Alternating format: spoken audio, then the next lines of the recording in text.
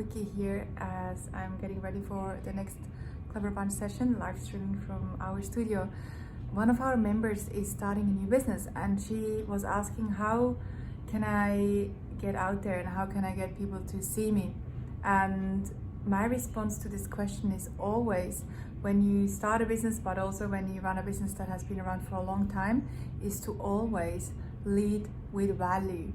So whether you're joining a Facebook group or a group on LinkedIn, or you're publishing content on any channel, you always want to lead with value.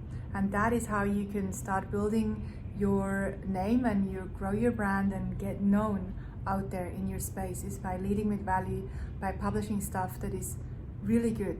And it takes a bit of time to do that, of course, but it's so worth it. So maybe just ask yourself the question, how can you add more value?